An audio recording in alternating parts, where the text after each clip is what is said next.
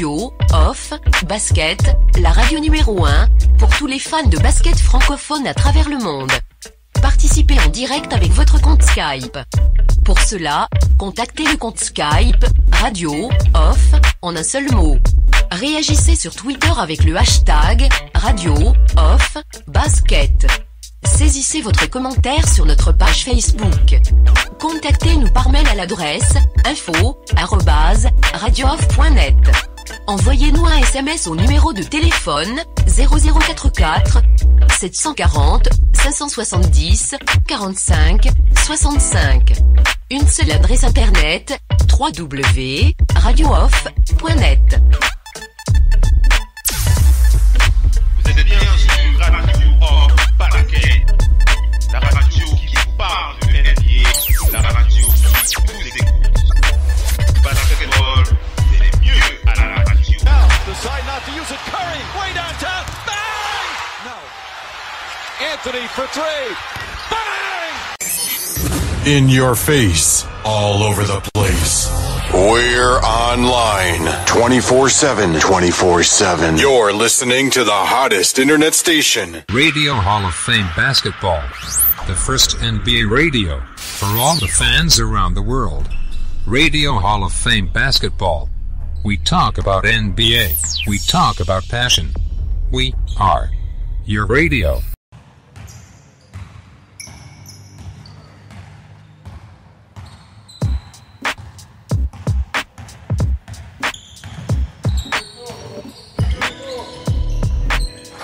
Vous êtes fan de basket. Vous avez toujours rêvé d'avoir une radio exclusivement dédiée à votre sport favori. Ça se passe uniquement sur Radio Off Basket, la radio numéro 1 pour les fans de basket à travers le monde.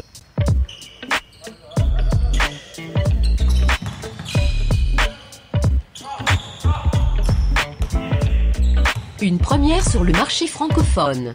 Radio Off Basket, une radio exclusivement dédiée à votre sport favori. Une seule adresse, radiooff.net. We are 237. One nation, one brand, join the nation. We are 237 brand, sponsor of the Radio Hall of Fame Basketball. We are 237 brand exclusively and we are 237.com. Vous êtes bien sur Radio Off Basket, la radio qui vous parle de NBA, la radio qui vous écoute. Basketball, c'est mieux à la radio.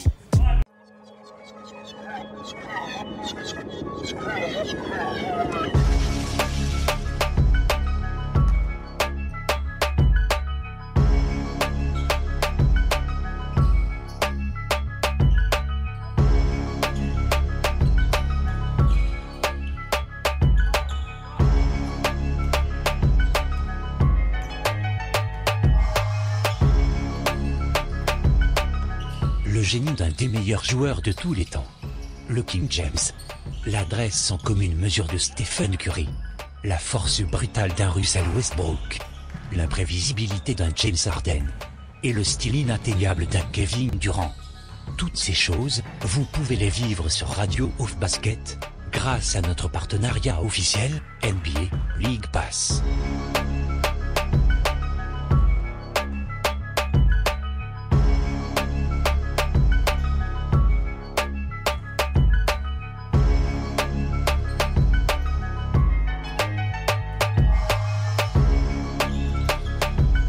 Avec les promotions NBA League Pass sur Radio Off Basket, vous allez pouvoir vivre votre rêve de passionné de cette grande ligue, tout en vous tenant informé des dernières news, infos et bruits de couloir pendant nos talk shows. Alors n'hésitez pas. Consultez les offres promotionnelles de la NBA sur notre site internet www.radiooff.net.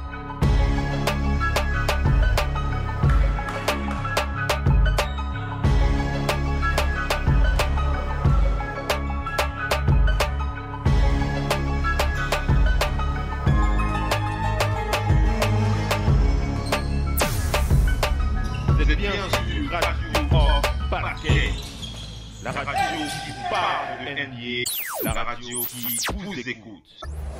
Basketball, c'est mieux à la radio.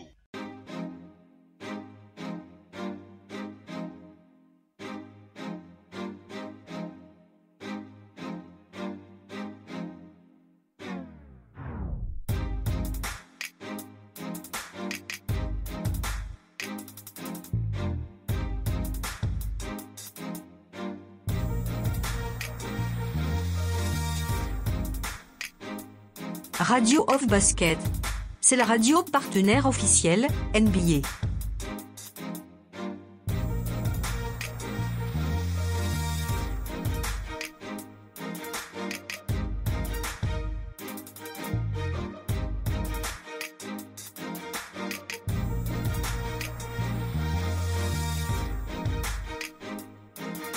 Laissez-vous emporter dans les coulisses de la NBA. Profitez des exclusivités et promotions des offres NBA League Pass. Les maillots de votre équipe préférée. Des offres au meilleur prix grâce à notre partenariat NBA Store.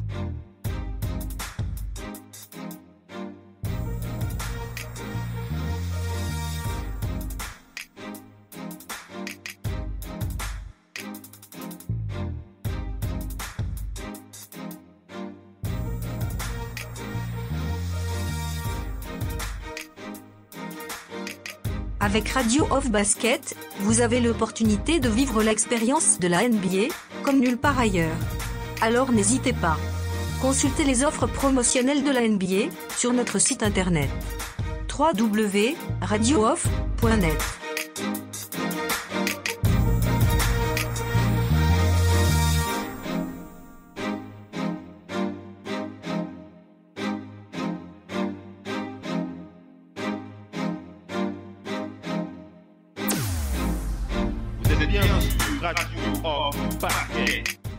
La radio qui vous parle de NBA, la radio qui vous écoute. Basketball, c'est mieux à la radio.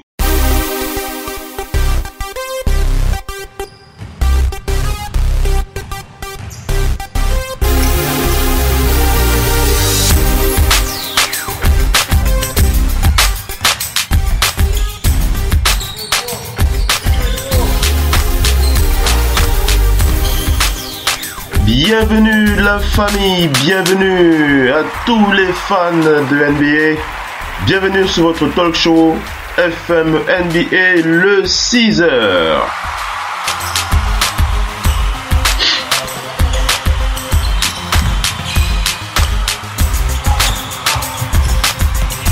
FM NBA le 6h, c'est le petit déjeuner façon radio Hall of Fame Basket pour rester connecté à l'actualité de la nuit en NBA.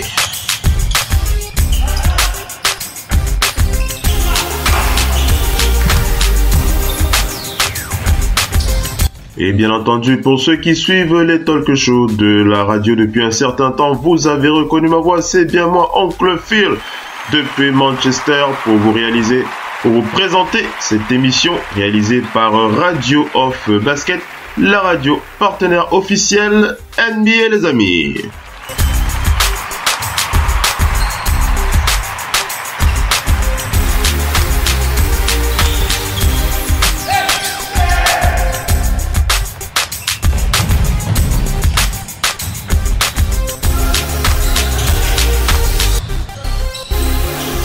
Allez les amis, c'est l'heure de démarrer avec ce petit déjeuner façon Radio of Basket, les petits fours, les petits croissants, les petits pains, les petits tout ce que vous voulez. C'est comme ça que ça se passe dans votre matinale FM NBA le 18h. Beaucoup de matchs encore qui se sont joués du côté de la NBA, beaucoup d'histoires belles à raconter, beaucoup d'histoires tristes aussi à raconter et des matchs qui sont sur le point de se terminer puisque la nuit n'est pas terminée en NBA puisque les Warriors se sont en forte affaire face aux Grizzlies de Memphis en ce moment. C'est le 4e quart-temps. Forte affaire, c'est beaucoup dire puisque les Warriors mènent au score 82 pour les Warriors, 74 pour les Grizzlies de Memphis. Il reste 6 minutes à jouer dans ce 4e quart-temps. Et du côté de Los Angeles, c'est les Suns qui mènent un petit peu la vie dure aux Clippers, même si les Clippers se mènent au score 99 pour les Clippers, 100 maintenant pour les Clippers, 85 pour les Suns de Phoenix. Il reste 3 minutes à jouer dans ce 4e quart-temps. Et on n'oublie pas le match des Spurs qui s'est terminé il y a encore quelques minutes. C'était face aux Blazers de Portland.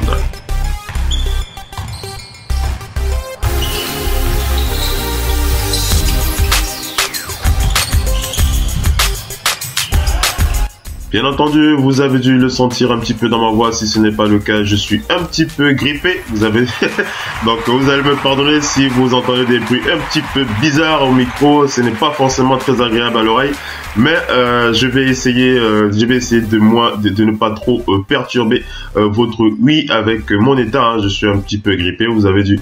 Je crois que je ne suis pas le seul avec le temps qui n'est pas évident avec l'hiver et tout ça, le froid, tout ça. Donc voilà, je suis un petit peu grippé. Donc ne m'en voulez pas si à l'oreille vous avez quelques petits sons un petit peu bizarres.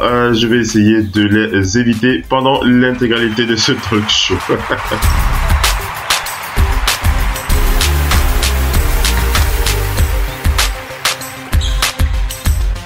Alors des surprises, beaucoup de surprises dans ce NBA FM le 18h. On va se poser la question, de quoi, du pourquoi est-ce que le Heat de Miami arrive à battre les Celtics de Boston. Qu'est-ce qui s'est passé sur ce match? Les Celtics qui perdent face au Heat de Miami.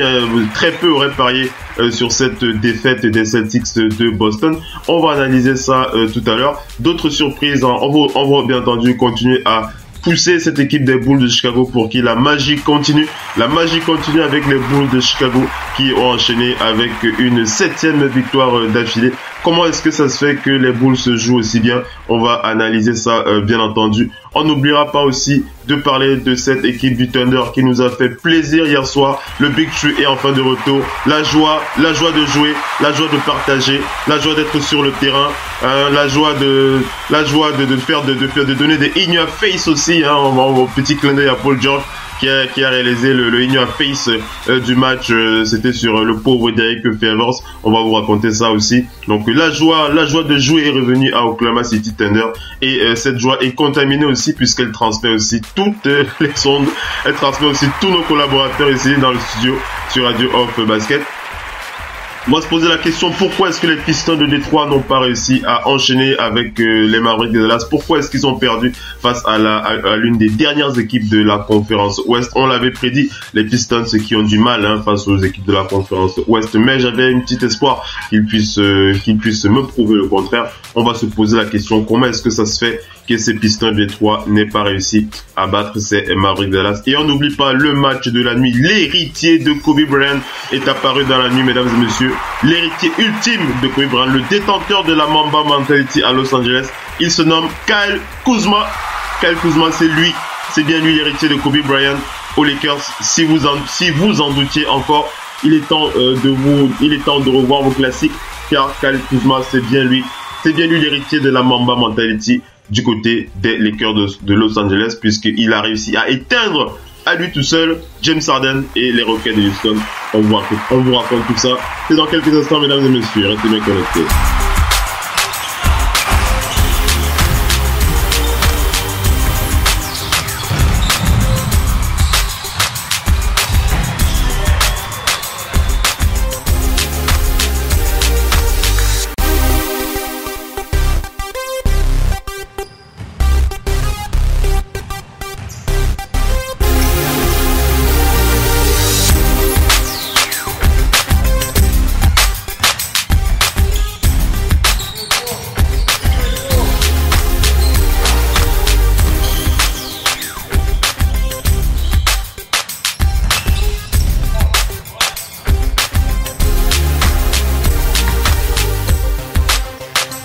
Allez, on enchaîne rapidement avec le match qui s'est déroulé du côté donc de Charlotte. C'était les Rockets de Houston qui ont joué face aux Hornets de Charlotte. Et bien entendu, les choses sont déroulées comme nous l'avions prédit dans le FM NBA le 18h. Victoire des Raptors de Toronto sur les Hornets de Charlotte sur un score de 129-111. Le MVP de la nuit sur ce match, c'était une fois de plus DeMar DeRozan avec 28 points, 2 rebonds, 8 passes décisives En face, le meilleur joueur des Hornets, c'était Jeremy Lamb. Le meilleur match de ce joueur depuis plusieurs semaines.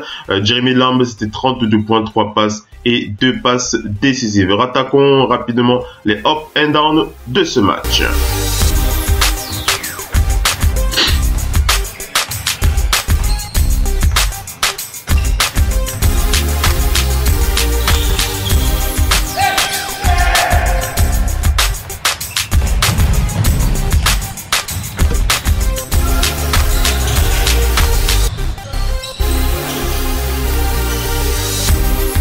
On attaque les up and down de ce match des Rockets, des Raptors face aux Hornets de Charlotte. Et je vous l'avais dit, on va féliciter le MVP de ce match, bien entendu, DeMar DeRozan, avec ses 28 points, 2 rebonds et 8 passes décisives sur cette victoire sur les Hornets de Charlotte. On rappelle que les Raptors de Toronto, au classement, sont deuxième de la conférence Est, devant les Cavs. Ils seront montés à une place derrière les Celtics, avec 21 victoires pour 8 défaites. Et on rappelle que les Hornets de Charlotte descendent dans le classement avec 12 à la 12e place avec 11 victoires pour 20 défaites. Rattaquons les choses qui fâchent, rattaquons les choses qui font plaisir. Allons d'abord du côté des vainqueurs, ce sont les Raptors de Toronto, pour dire que l'équipe, le 5 majeur, s'est très bien comporté sur ce match. Aucune faute majeure dans cet effectif des Raptors de Toronto qui a joué à la perfection leur partition avec un plus-minus positif de plus 10 pour l'ensemble des titulaire de cette équipe des Raptors. Ce n'est que le banc des Raptors qui a du mal sur ce match, le banc des Raptors qui n'a pas réussi à soutenir l'effort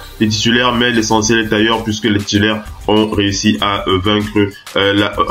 battre les Hornets de Charlotte à eux seuls, puisque on va vous parler d'un Anunoby, un excellent OG. OG Anunoby a été vraiment à la perfection sur ce match. C'est l'un de ses meilleurs matchs, le jeune anglais. On vous rappelle qu'Anunoby, OG Anunoby, c'est un très jeune anglais, un rookie de 20 ans qui vient de l'université de l'Indiana. Donc Anunoby a été excellent sur ce match.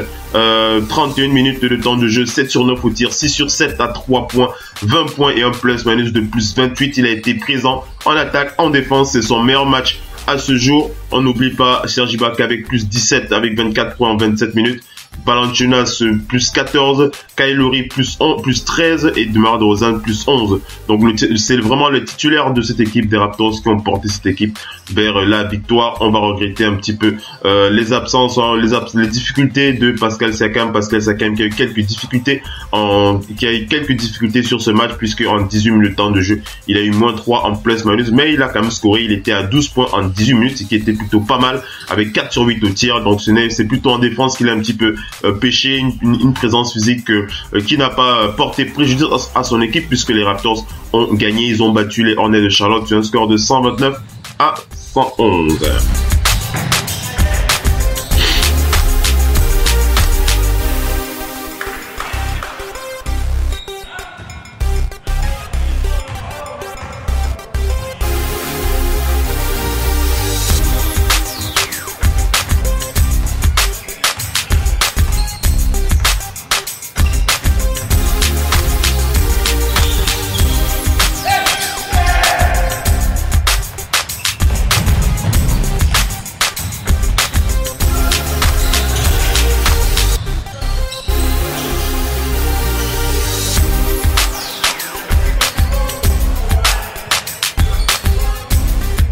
Allez, on enchaîne, mesdames et messieurs, avec la suite des matchs de la nuit. On va aller du côté de ce très bon match qui a opposé les Pacers d'Indiana aux Hawks d'Atlanta. Il n'y a pas de suspense, comme je vous l'avais précisé dans le FM NBA. Le 18h, les Pacers qui ont battu les Hawks d'Atlanta sur un score de 105 à 95, et bien entendu on va féliciter le MVP de ce match. Je vous l'avais dit, les Pacers avec le retour de Miles Turner, c'est une autre équipe, les Pacers. Miles Turner MVP de ce match avec 20 points, 6 rebonds, 2 passes décisives, et le meilleur joueur des Hawks c'était John Collins, l'intérieur, avec 18 points, 9 rebonds et 1 contre sur ce match. On n'oublie pas de préciser que Victor Oladipo a scoré 23 points et que Miles Turner était donc apporté aussi l'équipe avec 20 points pour aider leur effectif à gagner. Rattaquons les up and down, les choses qui fâchent, les choses qui nous ont fait plaisir, les choses qui nous ont attristés. Commençons par les vainqueurs. On a déjà cité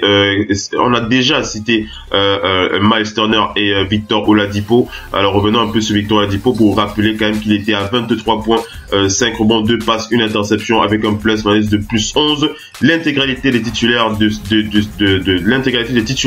dans cette équipe des Pacers ont bien joué leur partition avec un plus-minus positif qui dépassait les plus 10.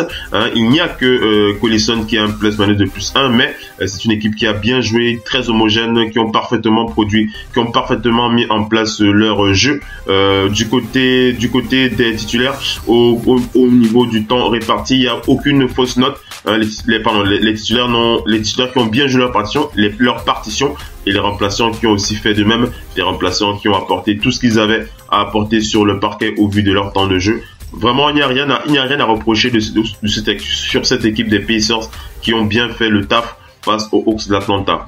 Allons du côté des adversaires. Bien entendu, on va distribuer quelques mauvaises notes. Et bien entendu, on va commencer par la plus mauvaise note de la soirée, puisque l'Italien Marco Bellinelli, un vétéran de 10 ans de NBA, 31 ans, qui nous a habitués à beaucoup mieux. Marco Bellinelli, qui tourne cette saison à 11 points, 2 passes, 2 rebonds par match avec un PER de 14,80.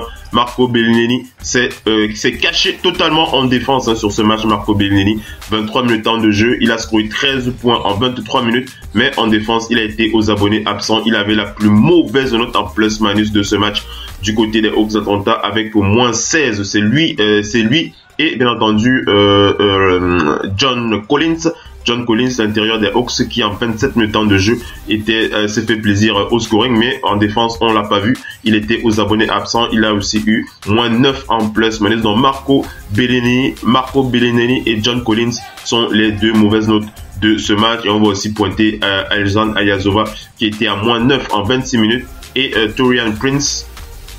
C'est bien ça, Taurean Prince, qui était à 28 minutes. Il était à moins 9 en plus-minus avec 8 points sur ce match. Donc une équipe des Hawks qui n'ont pas pu tenir le choc face aux Pacers. On les comprend. Ce n'est pas évident aussi de jouer face à cette équipe. Défaite des Indiana. Donc pour revenir sur le standing, les Pacers qui remontent à la 4e place du classement. 18 victoires, 14 défaites. Et les Hawks d'Atlanta qui descendent toujours à la dernière place du classement avec 7 victoires pour 24 défaites.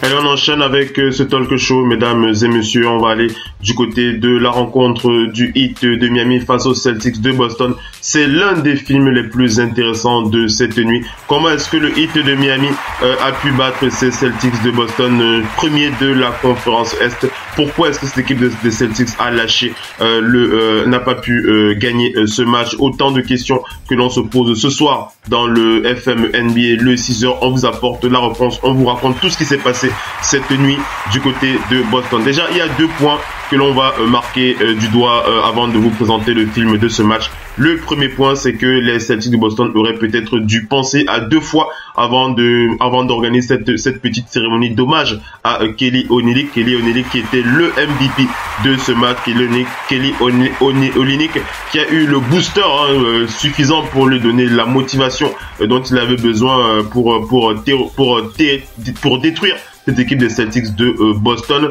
Et le deuxième point sur lequel on s'est posé des questions, c'était à la fin de la mi-temps, les Celtics de Boston qui sont, le Heat de Miami qui est entré en retard sur le parquet. Les arbitres ont fait cette remarque au Heat de Miami qui a été plusieurs fois appelé et on ne sait pas pourquoi ils sont venus en retard sur le parquet. Beaucoup de choses qui se sont cachées de la part de Eric Spoelstra qui nous en dira sûrement mieux, mais des raisons comme ça qui nous permettent de comprendre certaines choses. Rattaquons le film de ce match pour rappeler que Kelly Olynyk était donc le meilleur joueur de ce match. Le MVP, c'était la soirée de sa vie pour Kelly Olynyk. 32 points pour Kelly Olynyk face pour le Heat de Miami pour battre les Celtics sur un score de 90 à 89. Et on vous a dit que cette nuit a été l'occasion pour les Celtics d'honorer Kelly Olynyk depuis son retour donc à Boston. On rappelle que Kelly Olynyk a reçu un standing ovation de la part de tous les fans de Boston. Après ce standing ovation, il en a profité pour leur faire ça bien profond puisqu'il a aidé son équipe à battre les Celtics. Je ne suis pas persuadé qu'ils étaient contents de cela sur la fin. On rappelle que le Heat met fin à une série de 16 victoires consécutives de la part de Boston à domicile. Et on rappelle que Kelly Olynyk, qui avait signé en tant que free agent à Miami durant la off-saison, avait lors de son dernier meilleur match en carrière, c'était le 15 décembre 2014, il avait scoré 30 points ce soir-là. Et il a donc haussé un peu le ton face aux Celtics avec 32 points. On rappelle que Kyrie Irving a eu des difficultés sur la fin de match pour donner la victoire à son équipe puisque les Celtics n'étaient pas loin sur le score. Kyrie Irving qui était à 33 points sur ce match, mais il a raté le shoot au buzzer. Il a raté le jump shoot au buzzer qui aurait pu donner l'avantage à son équipe, qui aurait permis aux Celtics de battre le Heat de Miami. On rappelle que son lieutenant Jaylen Brown a scoré 16 points et que Marcus Smart a scoré 15 points. On va parler à l'enfort le big man des Celtics était à 2 sur 10 au tir. Il a eu un mauvais match au shoot, donc 2 sur 10 au tir et 8 rebonds, et il a été exclu du terrain pour 6 fautes. Il restait 8 minutes à jouer. Il restait 8 minutes à jouer sur ce match dans le dernier quart-temps lorsque l'intérieur ultra important des Celtics a été expulsé pour 6 fautes. Donc c'est autant de choses qui expliquent cela. On n'oublie pas sa mauvaise adresse. Il était à 2 sur 10 au tir. Le Heat de Miami qui était devant au score 87-76 sur les dernières minutes de ce match, avec les 2 dernières minutes de ce match, avant que Kyrie Irving enchaîne un 13-3 avec 9 points pour permettre aux Celtics de revenir dans le match. Par la suite, le Heat de Miami a enchaîné avec un 15-2 dans le 3e quart-temps. Le Heat qui a pris la première fois l'avantage dans ce 3e quart-temps sur un score de 58 à 51 grâce à Bam Adebayo. Et bien entendu, c'est comme ça que c'est donc passé ce match sur la fin, mais c'est surtout le tir de Kyrie Irving sur la fin qui n'a pas pu donner l'avantage aux Celtics sur ce match. On rappelle que Goran Dragic a manqué c'est son second match consécutif à cause d'un problème au coude. On rappelle que Justice Winslow était aussi absent sur ce match. C'est le 4e match qu'il rate à cause d'une blessure au genou gauche. Et on rappelle aussi que le Heat, il y avait au moins 6 joueurs du côté du Heat de Miami qui étaient blessés. Donc je vous l'ai dit, on ne savait pas pourquoi le Heat de Miami est arrivé en retard sur le parquet pour la 2e mi-temps. On ne sait pas ce que Eric Spoelstra a mis en place dans les vestiaires avec ses joueurs. Mais en tout cas, ça a marché puisque ça a boosté son équipe qui allait vers la victoire. Le Heat qui a été rappelé, qui a été rappelé par les arbitres pour un retard qui leur a permis de ne pas être de ne pas être sur le terrain à temps. On rappelle que Jason Tatum s'est disloqué le petit doigt en début de match. Jason Tatum qui est allé directement dans les vestiaires pour se faire soigner avant de revenir. C'était dans le premier quart-temps. On rappelle que l'intérieur Daniel Theis des Celtics de Boston a porté un masque sur ce match à cause d'un nez qui s'était brisé. C'était dans la nuit de mardi Et bien entendu, on n'oublie pas de rappeler que cette soirée, c'était donc la soirée de Kelly Olynyk. Kelly Olynyk qui a donc reçu Kelly Olynyk, pour qui il y a eu une organisation d'une cérémonie en hommage, bien entendu, à ce joueur. Et pour ceux qui se posent la question, pourquoi est-ce que les Celtics ont mis en place cette cérémonie? Pourquoi est-ce que les Celtics ont décidé de créer cette petite cérémonie qui a boosté le mental de Kelly Olynyk, il faut le dire, puisqu'il a réalisé son meilleur match en carrière? Pourquoi est-ce qu'ils l'ont fait? Tout simplement parce que Kelly Olynyk, lorsqu'il était à Boston, il était considéré comme c'était le joueur des Celtics qui s'impliquait le plus dans des apparitions d'aide à la communauté de Boston. Il a fait des apparitions dans plus de 100 organisations, dans plus de 100 événements dédiés à aider la communauté de Boston. Il a aidé à réunir des fonds. Il a aidé à réunir des fonds, plusieurs milliers de dollars qu'il a réussi à réunir comme ça pour des œuvres de charité qu'il a mis en place lorsqu'il était du côté de Boston. Donc c'était quelqu'un de très très impliqué dans la ville de Boston pour ce qui est des œuvres caritatives. Kelly Olynyk, il a donc été honoré, il a vraiment été honoré. C'était dans le deuxième quart-temps que ça s'est déroulé. Les Celtics qui avaient réalisé une vidéo d'hommage pour Kelly Olynyk, qui a reçu une standing ovation monstre. C'était avant le deuxième quart-temps qu'ils ont mis en place cela.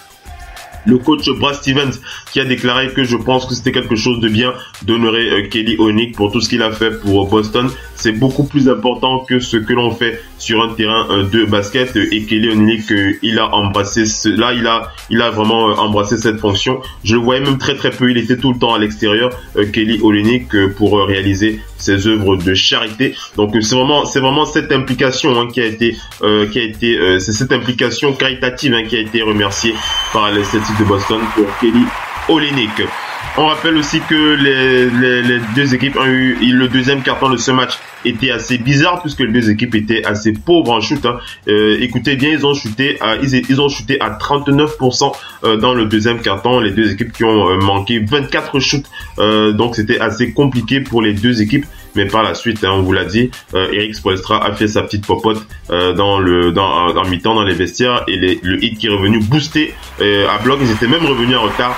On ne sait toujours pas pourquoi, mais ils avaient ce qu'il fallait pour permettre à Kelly Olynyk de jouer son meilleur match pour battre les Celtics de Boston.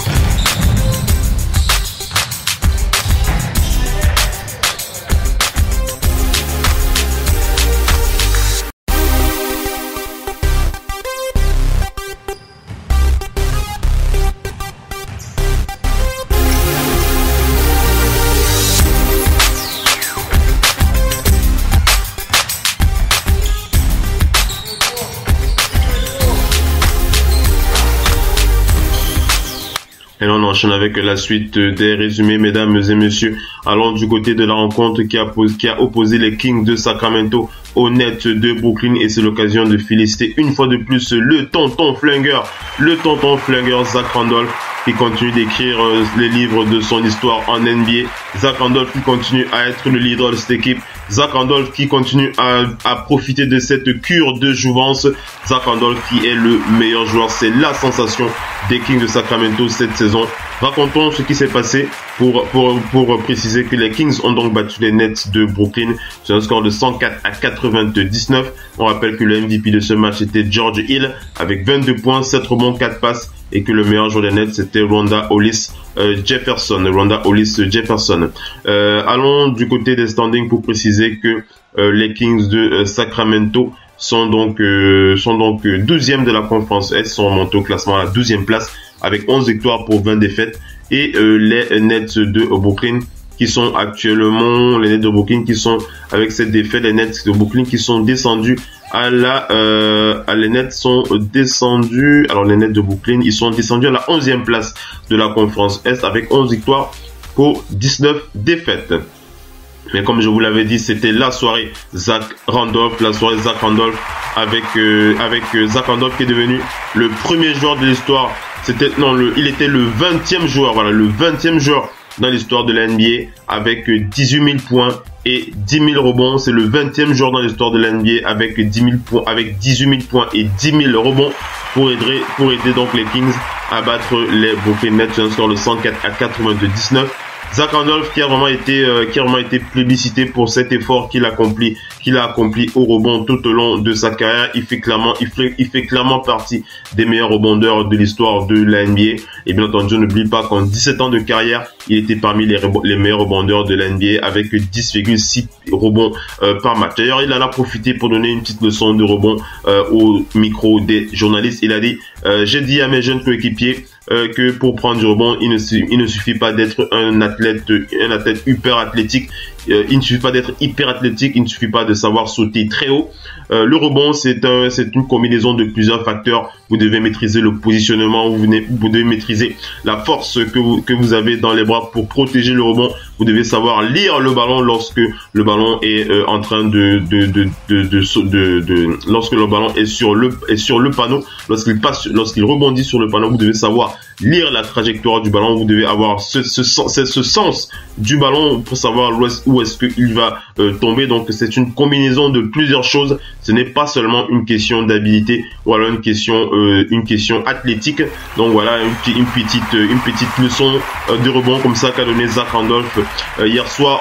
On rappelle que George Hill a scoré 22 points pour aider les Kings à gagner aussi, et que Randolph était à 21 points et 8 rebonds.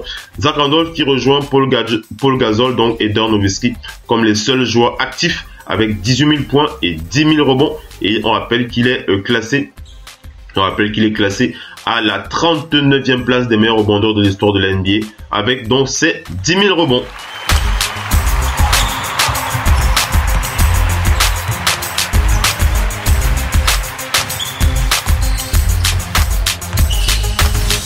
On enchaîne avec le film de ce match. Ce n'est pas terminé pour parler du dossier Jahlil Okafor. Jahlil Okafor qui a été assis en dehors, qui n'a pas assisté à ce match. C'est le second match consécutif que Jahlil Okafor manque depuis qu'il est arrivé à Brooklyn. On rappelle son échange, on rappelle qu'il vient du côté de Philadelphie. On rappelle que Jahlil Okafor n'a pas joué il n'a pas joué 4 matchs avec les Nets depuis qu'il est là, et son coach met en cause la forme physique de Jahlil Okafor qui n'est pas à son maximum. Le coach des Nets qui a déclaré aux médias, vous savez, Jahlil Okafor lorsqu'il était aux Sixers, il ne jouait pas. Même si vous ne faites que courir sur un tapis, ou alors que si vous ne faites que du tapis roulant ou alors du vélo à domicile, ce n'est pas suffisant pour garder une forme dans le haut niveau en NBA. Actuellement, ça ne dépend pas de ça. Vous devez avoir un rythme dédié à ce métier, dédié à ce basket de très haut niveau qui se joue en NBA. Donc je travaille avec Jahlil Okafor, nous travaillons avec lui pour améliorer ses performances physiques afin qu'il soit prêt avant de rejoindre ses coéquipiers sur le parquet. Donc voilà autant d'éléments qui expliquent pourquoi Jahlil Okafor n'a toujours pas rejoint le terrain. Enfin, on rappelle qu'il a joué un match, il a quand même joué un match avec les Nets, mais il est bloqué sur le banc parce qu'il doit récupérer de sa forme physique, une forme physique qui lui permettra de compétir avec ses adversaires sur le parquet.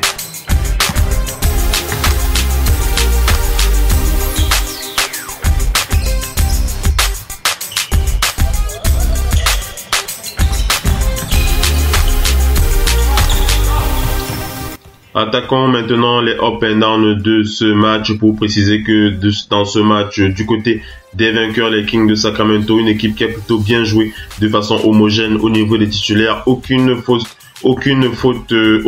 pratiquement aucune faute négative en plus-minus sur ce match. On va plutôt regretter le match du titulaire Garrett Temple. Ce n'est pas la première fois qu'il est cité dans cette colonne, puisque Garrett Temple, c'est un vétéran de 7 ans de NBA. Il a 31 ans. Il est habitué à beaucoup mieux que ça. Garrett Temple qui nous a habitués avec Garrett Temple qui tourne en cette saison à 7 points, 7 points, une passe et 2 rebonds par match avec un PER de 9.25.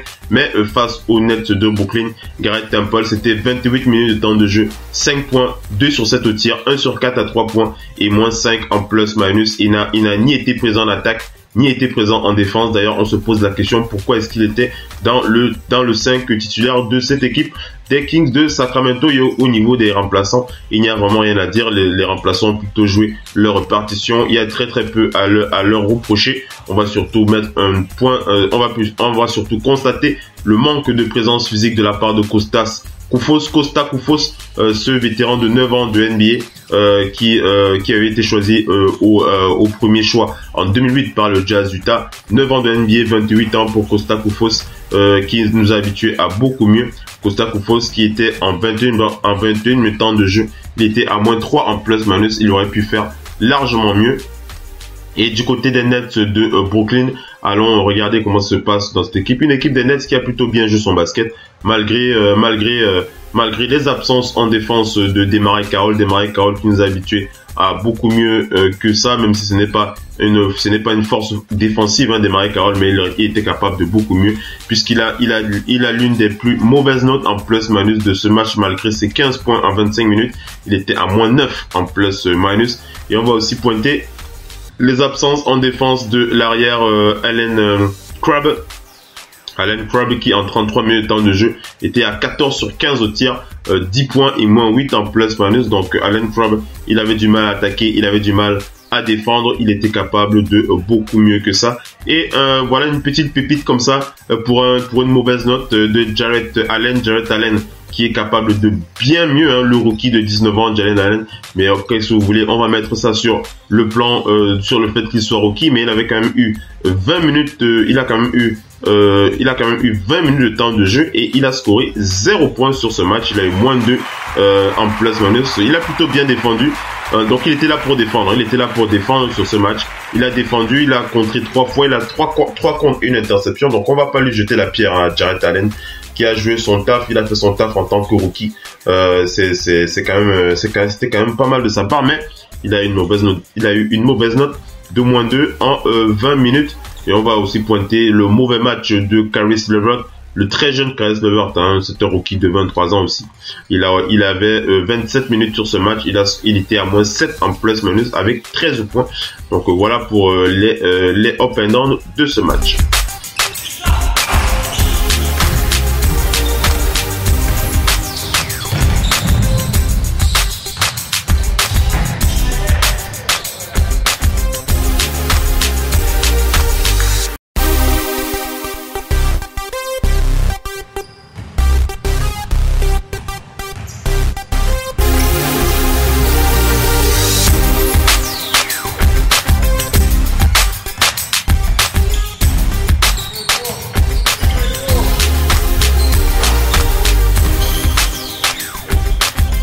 Allez, on enchaîne, mesdames et messieurs, avec la suite du talk show. On va aller du côté de la rencontre qui a opposé la magie de Chicago, qui continue à briller sur les têtes des Bulls.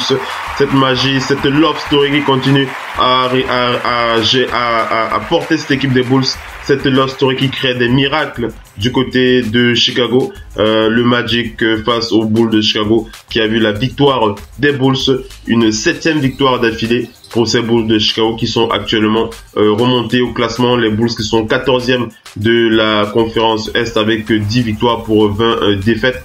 Et on rappelle qu'ils sont sur 7 victoires consécutives. C'était très très compliqué de pronostiquer ce type de situation là, au vu de ce qu'ils proposaient. Et on n'oublie pas que leur adversaire, le Magic d'Orlando, qui est descendu à la 13e place avec 11 victoires pour 21 défaites. On vous rappelle donc que le MVP de ce match, c'était le meneur Denzel Valentine avec 16 points, 10 rebonds, 5 passes décisives. Mais il a été bien aidé par Nikola Mirotic. Nikola Mirotic qui joue son meilleur basket depuis qu'il est revenu de blessure. Nikola Mirotic, c'était 15 points et 10 rebonds sur ce match.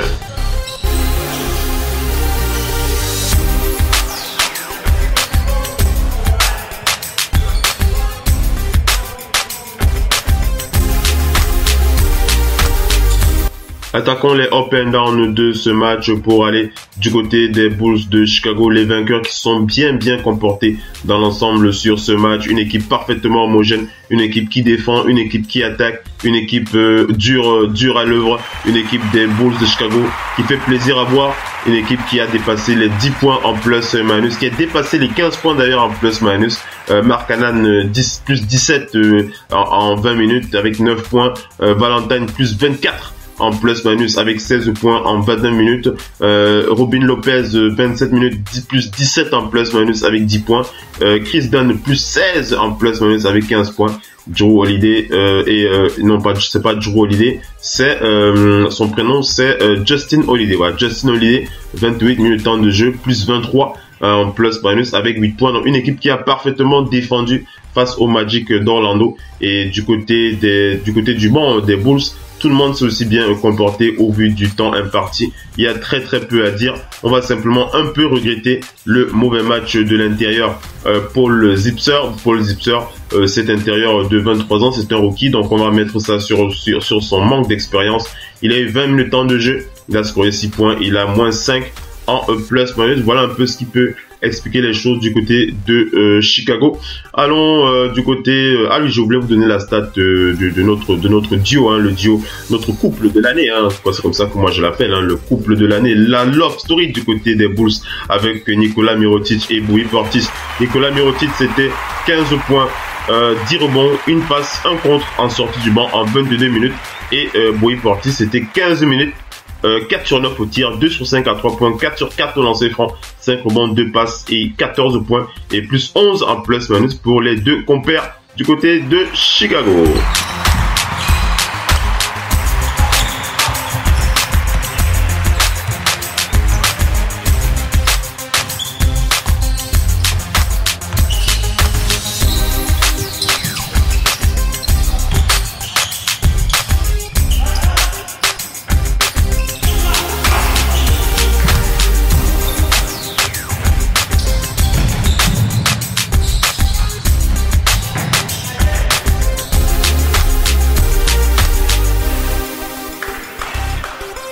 Alors on enchaîne avec la suite du talk show, mesdames et messieurs, FM NBA le 6h. C'est l'heure de faire la connaissance de l'héritier de la Mamba Mentality du côté des Lakers de Los Angeles. Il se nomme Kyle Kuzma. Kyle Kuzma qui est l'héritier de Kobe, ça c'est certain, il n'y a plus rien à dire par rapport à ça. Si vous aviez un autre candidat, je vous prierai de me présenter des stats, je vous prierai de me présenter un historique, je vous prierai de me présenter un CV lourd, plus lourd que celui de Kyle Kuzma, en tout cas aux Lakers. C'est bien lui l'héritier de Kobe. On va vous expliquer ça dans quelques instants. On vous rappelle déjà que les Lakers ont battu les Rockets de Houston sur un score de 122 à 116. Qui l'aurait prédit? Qui aurait prédit que les Lakers pourraient battre les Rockets? En tout cas, moi, je n'ai pas voulu prendre ce risque hier dans le FM NBA le 18h. Je n'ai pas voulu prendre le risque de miser sur une victoire des Lakers, mais ils m'ont donné tort. C'est les Lakers de Los Angeles qui ont parfaitement joué leur partition. On vous rappelle donc que le rookie Kyle Kuzma, l'héritier de Kobe Bryant, a joué son meilleur match en carrière avec les 38 points. 38 points pour Kyle Kuzma, 7 tirs de la part du rookie. Et les Lakers qui ont vraiment été au-dessus des Rockets malgré une performance monstre de James Harden qui était à 51 points sur ce match pour les Rockets de Houston. Mais les Lakers qui ont bien stoppé ces 14 matchs gagnés d'affilée de la part des Rockets, ce score de 122 à 116. On rappelle que la dernière fois que les Rockets avaient perdu, c'était le 14 novembre. Donc ça remonte quand même à ça remonte quand même à longtemps. Et on rappelle que James Harden a boosté quand même son équipe dans la nuit malgré un Chris Paul en petite forme. Chris Paul qui a scoré 8 points sur ce match avant de quitter ses coéquipiers dans le 4e quart-temps à cause d'un problème avec sa jambe gauche. Chris Paul qui n'a pas pu terminer le match. On rappelle que ce match a été caractérisé par une adresse très très pauvre de la part des Rockets, ou alors pour les fans de cela, vous pourrez plutôt dire que ce sont les Lakers qui ont parfaitement défendu sur les joueurs des Rockets de Houston, qui ont très très mal chuté sur la fin de match. Les Rockets qui ont réussi 7 lancers francs, et qui ont scoré uniquement 4 paniers dans les 8 dernières minutes, 4 paniers et 7 lancers francs dans la dernière minute de ce match, dans les 8 dernières minutes de ce match. Donc voilà, donc ils ont été très très maladroits au shoot, les Rockets de Houston. Et on va surtout préciser que Kyle Kuzma était inarrêtable sur ce match. Il a réalisé tous les types de shoots, tous les types de tout ce que vous voulez. Il a tout fait sur ce match, surtout dans le premier quart-temps. Il était à 6 tirs à 3 points dans le premier quart-temps. Kyle Kuzma qui était ultra chaud, 12 sur 17 au tir et 7 sur 10 à 3 points. Kyle Kuzma qui était vraiment en mode Kobe, il faut le dire. Les Lakers qui ont pris l'avantage à 100-92 avec un 3 points de Josh Hart. Il restait 9 minutes dans le dernier quart-temps. Et par la suite, les Rockets qui sont revenus avec 8 points de Trevor Ariza. Ils sont revenus avec 8 points, surtout grâce à Trevor Ariza qui avait mis en place des actions pour permettre de relancer les Rockets. Il a scoré 5 points et il a surtout réalisé un très très gros contre sur Brandon Ingram pour relancer les Rockets de Houston. Par la suite, les Lakers ont pris l'avantage avec un 3 points de Kyle Kuzma. Les Lakers qui étaient à 5 points d'avance dans ce quart-temps. Et on rappelle que les Rockets ont enchaîné avec un 10-2 avec 5 points de Gordon et James Harden pour reprendre l'avantage 78-75 dans les 5 dernières minutes de ce troisième quart-temps. Les Lakers n'ont pas lâché l'affaire, ils ont continué à enchaîner avec un 10-3 avec surtout des 3 points très importants de Kyle Kuzma. Et on n'oublie pas Lonzo Ball qui a aussi scoré pour donner l'avantage aux Lakers sur un score de 85-81. Chris Paul a égalisé avec un 3 points primé, mais par la suite Brewer a enchaîné pour 5 points et pour mettre les Lakers devant sur le score de 94-89 dans cette fin de troisième quart-temps. Lorsqu'ils sont entrés dans le quatrième quart-temps, nous avons assisté à une mauvaise adresse de la part des Rockets de Houston. James Harden qui avait du mal à scorer, James Harden qui sur la fin de match, James Harden qui a enchaîné sur les 4 dernières minutes qui restaient. James Harden qui a enchaîné avec un lancer franc, puis après il a provoqué une faute à 3 points et a enchaîné avec 3 lancers francs pour mettre son équipe dans le match à 110-104. Par la suite, Corey Brewer des Rockets a enchaîné avec un 3 points, mais Lonzo Ball a confirmé l'avance des Lakers avec 2 lancers francs sur la fin du match. Donc c'est les 2 lancers francs de Lonzo Ball qui a confirmé l'avance des Lakers sur cette fin de match. Sur ce score, 122 pour les Lakers, 116 pour les Rockets de Houston. Le match était plié par les Lakers. Lonzo Ball a terminé le game avec 16 points, 9 rebonds. Les Lakers ont réussi 15 tirs à 3 points. Les Lakers qui ont réussi 15 tirs à 3 points. C'était quand même assez costaud de la part des Lakers. James Harden qui continue à battre les records du côté des Rockets. C'est le 30e match de la carrière de James Harden avec au moins 20 points. On rappelle qu'il a battu le record de Moses Malone. Moses Malone qui avait réussi à scorer au moins 20 points sur 29 matchs. C'était lors de la saison 81-82. James Harden qui est donc au moins à 30 matchs d'affilée sur ce match. Il a scoré sur ce match face aux Lakers. Il était à plus de 50 points, mais ça n'a pas donné la victoire à son équipe. On rappelle que Clint Capella, le pivot des Rockets, était absent du game à cause d'une blessure au pied gauche. Mike D'Antoni a dit qu'il pourrait revenir dans quelques jours. Il ne pense pas que son absence sera pour une longue période. Et on n'oublie pas que Ryan Anderson a reçu une faute technique sur ce match. Il a donné un coup de pied dans le ballon parce qu'il était assez énervé dans le troisième quart-temps, puisqu'on rappelle que les Rockets n'arrivaient absolument pas à jouer face à la détermination des Lakers cette nuit.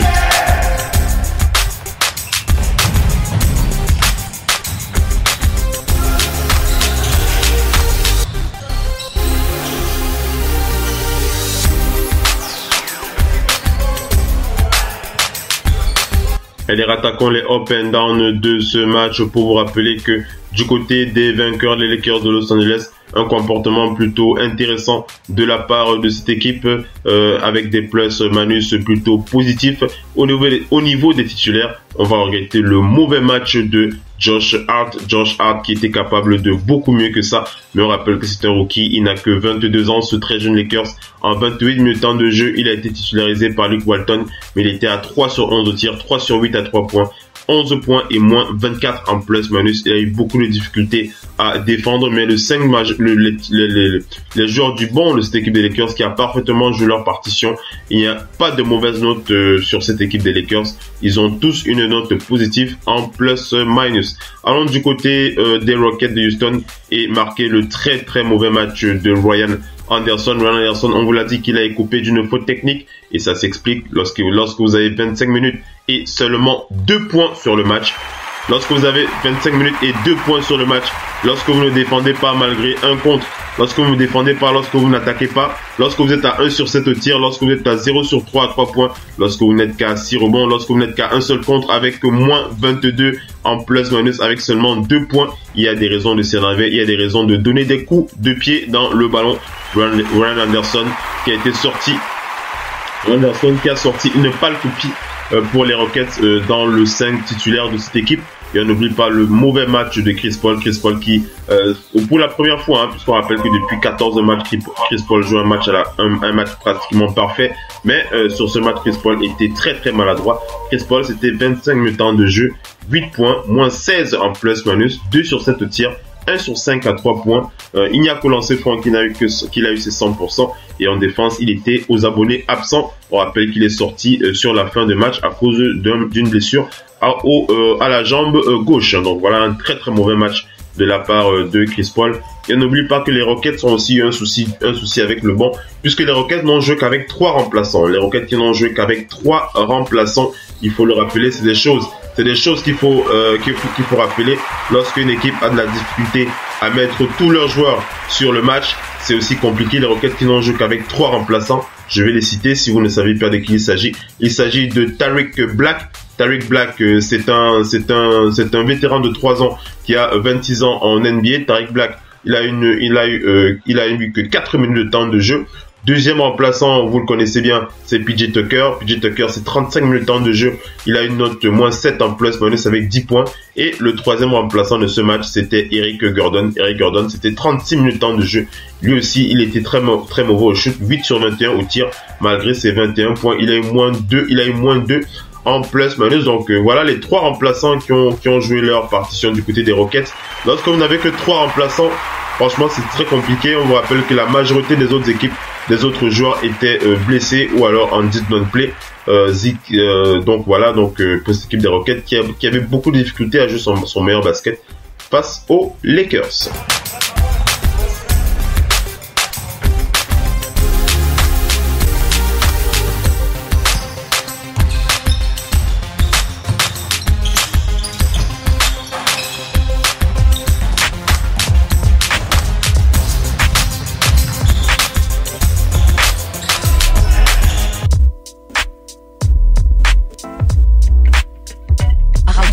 Off, Basket, la radio numéro 1, pour tous les fans de basket francophone à travers le monde.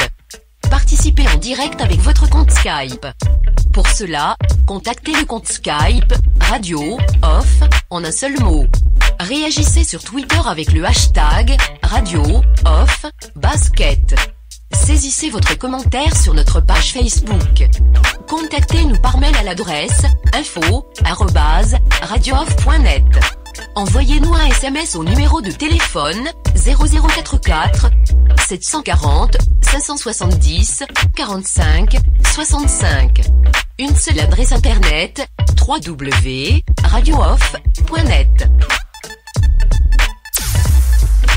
Vous êtes bien sur Radio Off Parquet, la radio qui vous parle de NBA, la radio qui vous écoute.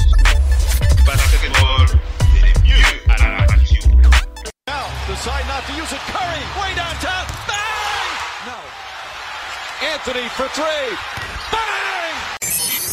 In your face. All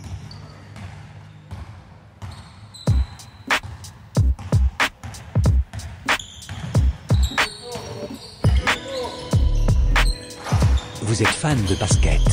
Vous avez toujours rêvé d'avoir une radio exclusivement dédiée à votre sport favori. Ça se passe uniquement sur Radio Off Basket. La radio numéro 1 pour les fans de basket à travers le monde.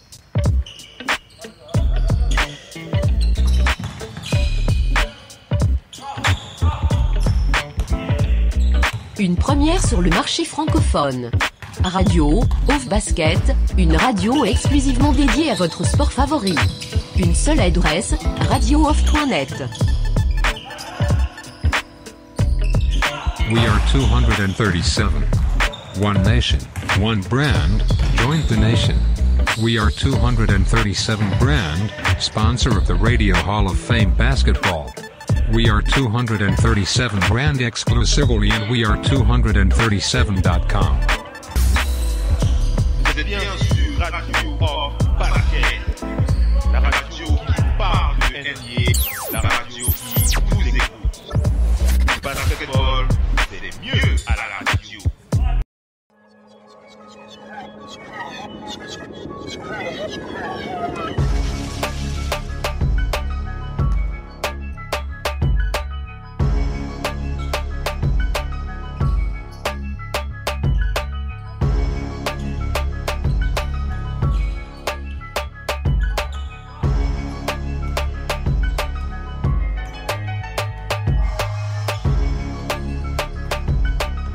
Le génie d'un des meilleurs joueurs de tous les temps.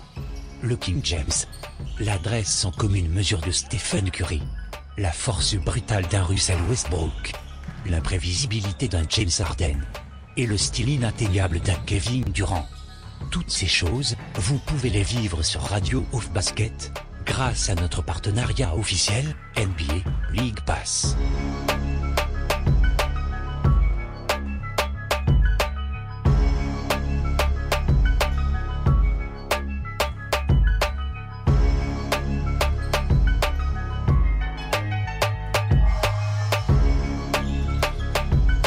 Avec les promotions NBA League Pass sur Radio Off Basket, vous allez pouvoir vivre votre rêve de passionné de cette grande ligue, tout en vous tenant informé des dernières news, infos et bruits de couloir pendant nos talk shows. Alors n'hésitez pas. Consultez les offres promotionnelles de la NBA sur notre site internet www.radiooff.net.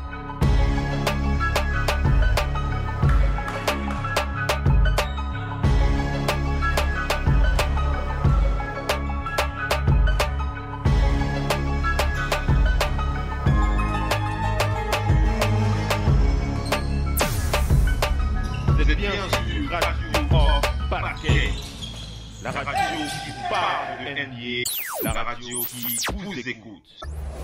Basketball, c'est le mieux à la radio.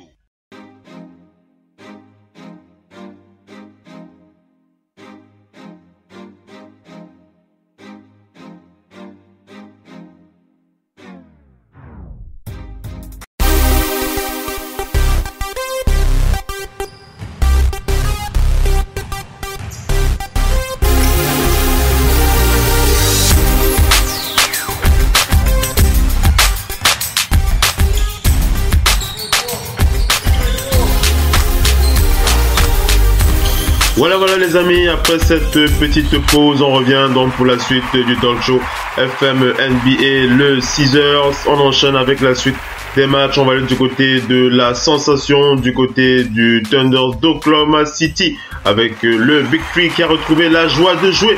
Ce Big Three qui a retrouvé la joie de pratiquer son meilleur basket. C'était face au Jazz Utah il y a quelques heures. On va donc vous raconter Et le Thunder a battu le Jazz Utah ce score de 107-79, surtout grâce à un excellent Russell Westbrook qui a terminé à 24 points, 10 rebonds, 7 passes sur ce match. On rappelle que Alex Burke du côté du Jazz était à 14 points, 7 rebonds et 4 passes décisives. Le Thunder d'Oklahoma City qui remonte avec cette victoire à la 6e place de la conférence Ouest avec 16 victoires pour 15 défaites. Ça fait plaisir de les voir à ce niveau. Et on rappelle que en bas, le Jazz Utah qui descend 9e place de la conférence Est avec 14 victoires pour 18 défaites. Enchaînons avec le film de ce match, mesdames et messieurs, pour vous rappeler que le le Thunder d'Oklahoma City a vraiment retrouvé la joie de jouer sur ce match. Ça faisait longtemps qu'on ne les avait pas vus jouer ainsi. Du côté du Big Three, ils étaient attendus. Un match référence. En tout cas, j'espère vraiment que pour eux, ils l'auront compris. C'est vraiment un match référence pour eux de jouer à ce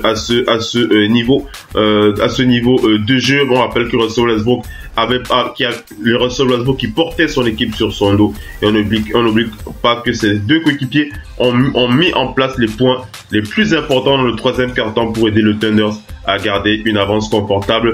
Russell Westbrook qui était à 24 points, 10 rebonds sur ce match, et Carmelo Anthony et Paul George qui ont tous les deux scoré 10 points dans le troisième quart-temps pour aider le Thunder à prendre de l'avantage sur ce match. On n'oublie pas aussi une action monstre de Paul George qui s'est farci d'un dunk monstrueux sur Derek Favors. Ça faisait longtemps qu'on ne l'avait pas vu jouer ainsi. Russell Westbrook a déclaré dans les médias qu'il était vraiment temps que Paul George se lâche vraiment sur le parquet. Je lui avais dit depuis un moment, ça fait un moment que je lui répète tous les jours que il n'a toujours pas dunké sur quelqu'un depuis qu'il est avec nous. Donc ça faisait longtemps qu'il n'avait pas fait, et c'est une très très bonne chose pour le moral. Ça fait plaisir de voir Paul George qui retrouve son meilleur basket. Westbrook aussi avait retrouvé son meilleur basket puisqu'il était à 10 sur 13 au tir. Il a surtout réalisé 7 interceptions, et il a surtout réalisé 7 passes décisives et 4 interceptions sur ce match. Paul George et Anthony ont terminé avec 18 points chacun. Pour la première fois depuis longtemps, on n'avait pas vu le Thunder jouer avec autant de plaisir, les sourires sur les visages, sur les visages des trois joueurs. Ça faisait plaisir à voir. Russell Westbrook qui a dit le plus important c'est de prendre du plaisir, le plus important c'est de profiter de chaque moment lorsque vous êtes sur le parquet. Vous ne devez pas prendre les choses comme étant garanties, mais vous devez y aller et vous devez être compétitif, et vous devez surtout prendre du plaisir en même temps, et c'est comme ça que vous arrivez à faire de très très bons matchs. Donc nous profitons de ce genre de moment lorsque nous sommes sur le parquet. Voilà pour la déclaration de Russell Westbrook. On rappelle que Donovan, le rookie de Jazz, n'a pas joué sur match. On rappelle que c'est le meilleur scoreur du Jazz depuis 31 matchs avec 17,7 points par match. On n'oublie pas que Rudy Gobert n'a pas joué ce match. C'est le 3e match consécutif manqué de la part du Français, candidat à ce titre de meilleur défenseur de la NBA. Et on rappelle que Russell Westbrook a scoré 20 points dans le premier quart-temps pour aider le Thunder à prendre la tête de ce match sur le début de la rencontre. Et on n'oublie pas que Oklahoma City a bien chuté dans le premier quart-temps. Ils ont chuté à 54%. George Hill et même si George Hill et Carmelo Anthony étaient assez maladroits en début de match, ils étaient à 4 sur 14 au tir pour les deux. Donc ils étaient un début de match très très compliqué pour les deux joueurs. Mais c'est sur la fin, dans les moments les plus importants, qu'ils ont sorti leur meilleur basket, puisqu'ils étaient à 5 sur 9 dans le troisième quart-temps. Je parle toujours bien de Paul George et de Carmelo Anthony, qui a déclaré dans les médias, a déclaré au micro que c'était difficile, c'est toujours quelque chose de difficile, c'est quelque chose que nous considérons car nous voulons être une très grande équipe. Et vous savez, pour devenir une très grande équipe, vous devez traverser différentes étapes. Arrivé au troisième quart-temps, nous ne nous sommes pas relâchés, nous avons joué à un meilleur niveau. C'est quelque chose que nous améliorons, c'est quelque chose que nous développons régulièrement à l'entraînement. Donc nous sommes très heureux de ce que nous avons produit sur cette fin de match. On n'oublie pas de préciser que Russell Westbrook a quand même eu 4 interceptions dans le premier quart-temps. Et on précise aussi que Steven Adams est revenu sur le match après avoir une commotion cérébrale. On rappelle qu'il a scoré 11 points et il a pris 9 rebonds sur ce match. Les Thunder qui a été devant ses adversaires à 3 reprises, le Thunder qui a pris le lead de ce match, qui a été devant le match dans le troisième quart-temps 8 fois cette saison. Et on rappelle que à chaque fois que le Thunders a été devant au score dans le troisième quart-temps, ils ont toujours fini par gagner leur match. Hein. Donc c'est une stat comme ça, vous devez le savoir. Si vous êtes fan du Thunder, observez particulièrement les troisième quart-temps du Thunder d'Oklahoma City. Si le Thunder mène au troisième quart-temps, généralement ils gagnent leur match. Ça fait 8 matchs qu'ils ont ce type de résultat. Et bien entendu, on inclut dans cette statistique des victoires sur les Warriors, des victoires sur les Pacers et sur les Bucks de Milwaukee.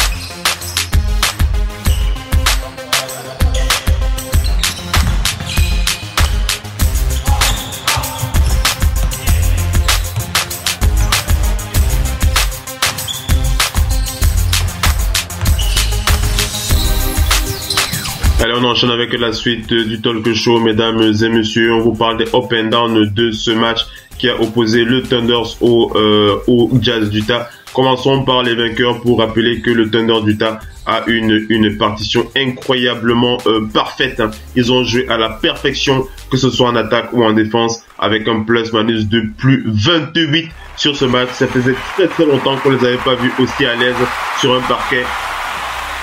Écoutez bien ça, à Carmelo Anthony, plus 30 en plus-minus avec 18 points en 26 minutes. Carmelo Anthony, bon en attaque, Carmelo Anthony, bon en défense, Carmelo Anthony avec une présence sur tous les côtés du terrain. C'est comme ça qu'on veut voir Carmelo Anthony, c'est comme ça qu'on veut voir Carmelo Anthony jouer, c'est comme ça qu'on veut voir Paul George jouer, c'est comme ça qu'on les aime.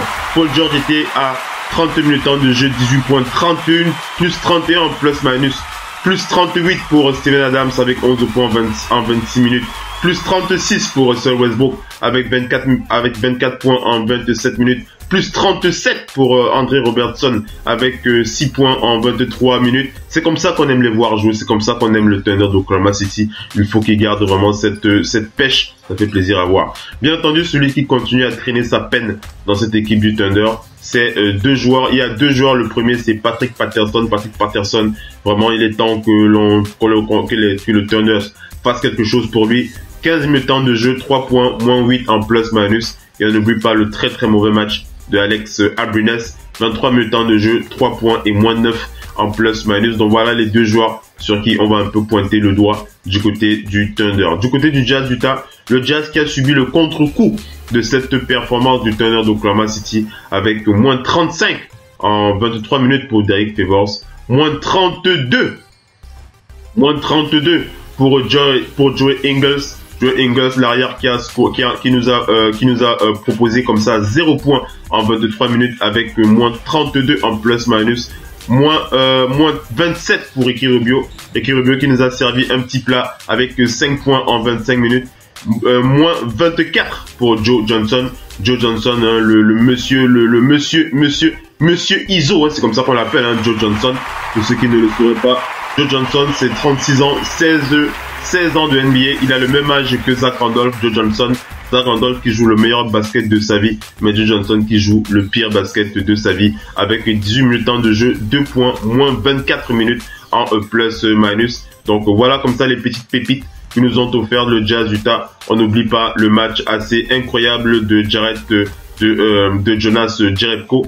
Jonas Jerebko, c'est quand même un vétéran, 7 ans de NBA. Il est capable de beaucoup mieux. Jonas Jerebko, il était à 26 minutes de jeu, il était à 3 points, moins 4 en plus-minus. Une équipe du Jazz qui a donné beaucoup de mal à la tête à son coach face aux Thunder d'Oklahoma City.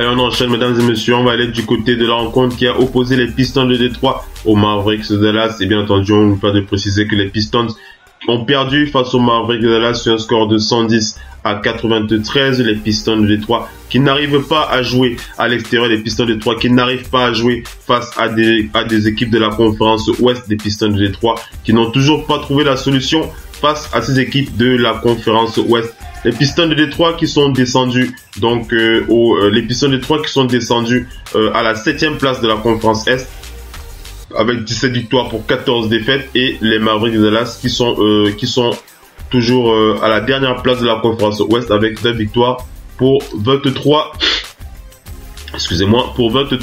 défaites. Allons sur le film de ce match pour rappeler que Harrison Barnes était le meilleur joueur de Dallas avec 25 points. Dennis Smith Jr. était de retour. Le rookie a apporté 15 points, 5 passes dans ce match qu'il a vu revenir sur le parquet. Anthony Tolliver était le meilleur joueur de Détroit avec 18 points. C'était le meilleur match au scoring pour Anthony Tolliver cette saison. 4 sur 6 à 3 points pour lui. Stanley Johnson était pas mal aussi avec 16 points, et Andre Drummond a dû batailler avec des problèmes de faute.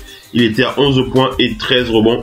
On rappelle que les Mavericks ont chuté avec un pourcentage incroyable de 79% en début de match. Ils étaient à 15 sur 19 au tir. Dans le second quart-temps, c'est le plus gros pourcentage de la part des Mavericks de Dallas cette saison. On rappelle que la dernière fois qu'ils ont scoré aussi bien, c'était avec un pourcentage de 65%.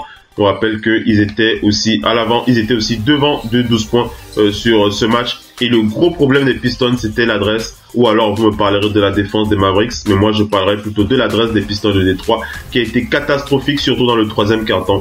Les Pistons de Détroit qui en 7 minutes ont eu un pourcentage de 22%. 4 sur 18 au tir en 7 minutes pour les Pistons de Détroit. C'est très très insuffisant pour effrayer les Mavericks de Dallas qui en ont donc largement profité pour prendre l'avantage sur le score et battre cette équipe des Pistons.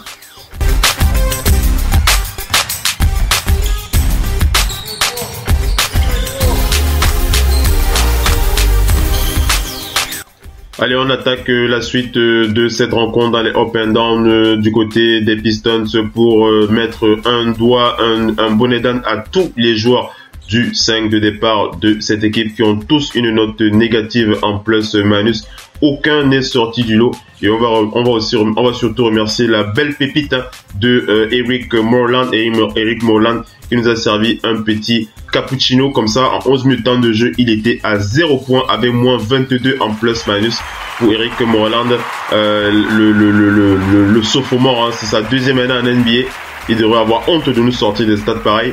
Eric Moreland, c'était catastrophique pour lui. Donc voilà un peu pour les mauvaises notes du côté de Détroit, qui n'ont pas su défendre, qui n'ont pas su attaquer face aux Mavericks de Dallas. Du côté de Dallas, on va féliciter cette équipe pour leur victoire, mais on va surtout regretter le mauvais match de Maximilian Kleber, qui en 19 minutes de jeu était à 2 points avec moins 15 en plus-minus.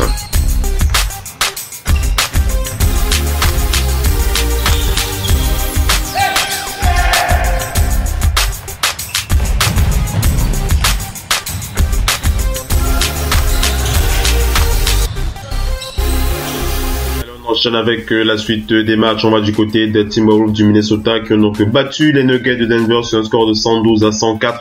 Et bien entendu, le MVP de ce match était Karl Anthony Towns, 25 points, 10 rebonds, 2 passes décisives. En face du côté des Nuggets, le meilleur joueur c'était Jamal Murray avec 30 points, 4 rebonds, 3 passes décisives. Bonne victoire des Timberwolves sur ce match, ça fait plaisir à voir sur ce score. Allons sur les up and down du côté des Timberwolves. Ils se sont plutôt bien comportés, mais on va regretter le très très mauvais match de Jeff Teague. Jeff Teague nous a servi 32 minutes avec 16 points, moins 2 en plus-minus. Il n'a absolument pas pu défendre face à son adversaire direct. C'était assez difficile pour lui, Jeff Teague, face aux Nuggets de Denver. Et du côté de Denver, on va regretter le mauvais match de Trey Lyle. Trey Lyle, l'intérieur de 24 minutes de jeu, il nous a servi moins 18 en plus-minus. On sait que Trey Lyle est capable de beaucoup mieux. C'était du côté de Denver.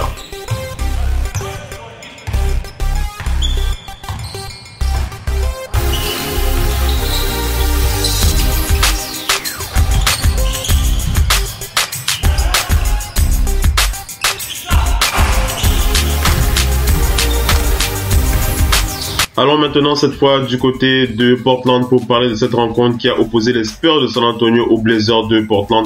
Et un match très très compliqué pour les Spurs qui n'ont gagné que de 2 points face aux Blazers de Portland. Les Blazers qui ont livré leur meilleur match quand même face à cette équipe de San Antonio. Et on rappelle que Paul Gasol était MVP de ce match avec 20 points, 17 rebonds, 5 passes décisives. En face, c'était Damian Lillard avec 17 points, 4 rebonds, 3 passes décisives, mais ce sont les Spurs qui ont le dernier mot sur la fin de match avec ce score, avec les 2 points qui leur ont permis de prendre l'avantage sur ce score de 93 à 91. On va féliciter surtout le bon match de Paul Gasol, on vous l'a dit, MVP de cette rencontre. Et on va aussi regarder au niveau des downs le match assez pauvre de Danny Green. Danny Green qui en 24 minutes de jeu était à 3 sur 6 au tir, 8 points et moins 3 en plus-minus. Et Brian Forbes, alors ça c'est vraiment sûrement la faute de Greg Popovich, hein, parce que Greg Popovich, lui vous comprenez, hein, lui ne fait pas jouer ses titulaires, il préfère essorer les rookies, hein, Brian Forbes qui joue au moins 30 minutes par match avec Greg Popovich, mais sur ce match il s'est un peu reposé, mais il était à 7 minutes de temps de jeu en titulaire, il était à 1 sur 5 au tir, 0 sur 2 à 3 points, 2 points, moins 12 en plus-minus. Donc c'est quelque chose qu'il faut pointer du doigt, hein, c'est cette stratégie de la part de Greg Popovich d'essorer ces jeunes sur le terrain, ce qui explique la mauvaise performance de certains matchs de la part de San Antonio, mais ils s'en ont sorti sur la fin avec la bonne performance de Paul Gasol. Du côté des Blazers, on va parler d'un bon match dans l'ensemble des deux équipes. On va regretter le mauvais match du banc des Blazers et on va surtout regretter le mauvais match de l'intérieur Ed Davis. Ed Davis en sortie du banc, c'était 23 minutes, 3 sur 7 au tir, 7 points, moins 9 en plus-minus. Ed Davis qui aurait pu faire beaucoup mieux sur ce match. On rappelle que c'est un vétéran, il a 7 ans de NBA et il a 28 ans du côté de Portland.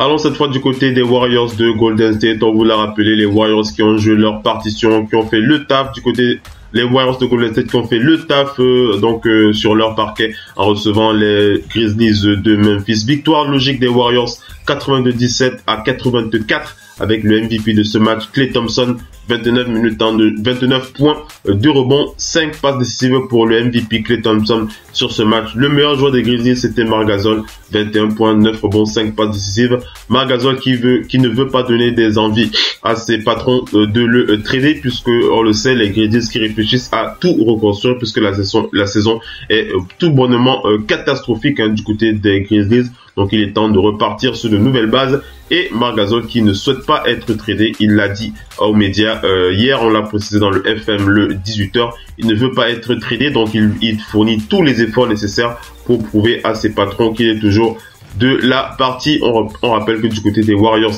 ils ont tous bien joué leur partition, personne n'est à plaindre dans cette équipe. Donc un bon match de la part des Warriors. Et on n'oublie pas que Kevin Durant était à 22 points, 8 rebonds, 2 passes avec plus 2 en plus-minus sur ce match. On n'oublie pas que Draymond Green n'a pas joué, Stephen Curry n'a pas joué, Sean Livingston n'a pas joué. Donc voilà, c'est Klay Thompson qui a pris le taureau par les cornes avec Kevin Durant pour battre ces Grizzlies de Memphis. Et du côté de Memphis, on va regretter le très très mauvais match de Tyreke Evans qui en 33 minutes de jeu nous a livré 10 points et moins 20 en plus-minus. C'est la plus mauvaise note de ce match. C'était du côté de Golden State.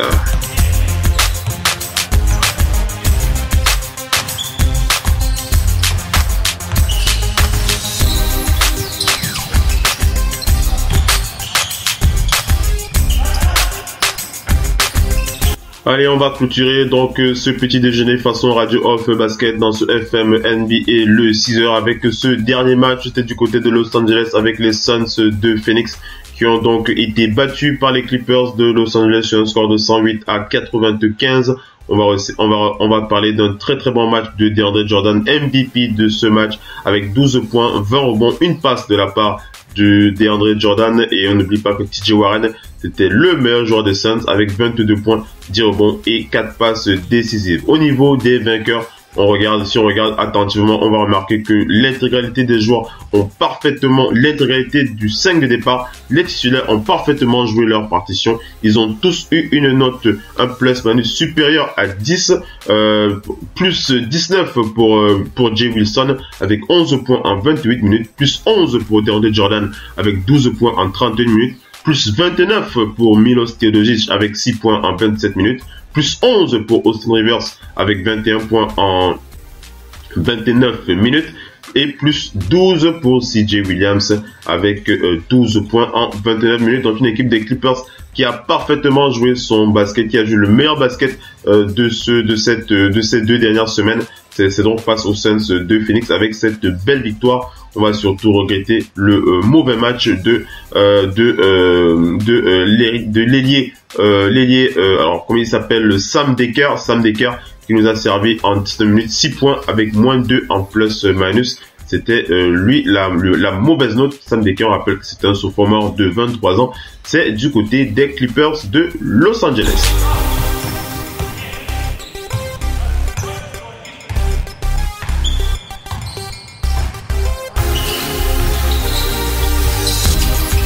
Voilà, mesdames et messieurs, nous sommes arrivés à la fin de ce talk show FM NBA le 6h.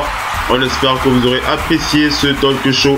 N'oubliez pas de partager l'info à vos amis. N'oubliez pas de parler de cette radio unique dans le monde du média, puisque Radio Hall of Fame Basket, c'est la seule radio qui permet de vous garder au contact de l'actualité de la ligue très tôt le matin, et bien entendu qui prépare votre nuit à partir de 18h30 GMT, 19h30 heure française. Et n'oubliez pas, on sera de retour ce soir avec la grosse émission NBA. Ce sera à partir de 22h30 heure française, 21h30 GMT, 22h30 heure française, avec la grosse émission NBA avec mes collaborateurs qui seront là, le Doc ONP, mon collaborateur et consultant Ama Simon Pierre aka le Doc ONP. Et n'oublie pas d'envoyer un gros big up à notre collaborateur et consultant Pierre Angoime aka Mopo, qui sera de retour ce soir à partir de 22h30. Ce sera dans NBA No Limit Basket. À ce soir les amis, ciao bye bye.